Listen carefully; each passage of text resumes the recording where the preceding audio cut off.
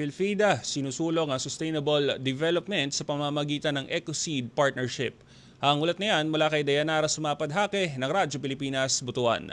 Radyo Pilipinas Report. Pinalakas ng Philippine Fiber Industry Development Authority o PhilFida ang pakikipagtulungan nito sa iba't ibang ahensya ng pamahalaan para sa pagsusulong ng sustainable development sa pamamagitan ng paglahok sa aktibidad na Waving Resilience, Learning from the Ground, Sustaining the Future na ginanap noong July 30 to 31 sa Balanghay Hotel and Convention Center, Butuan City.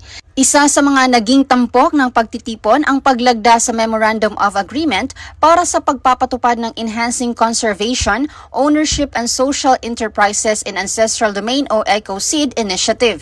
Layunin nitong palakasin ang pangangalaga sa kalikasan, pamamahala sa likas na yaman, pagpapaunlad ng mga kabuhayang nakabatay sa komunidad at pagbibigay kapangyarihan sa mga katutubo.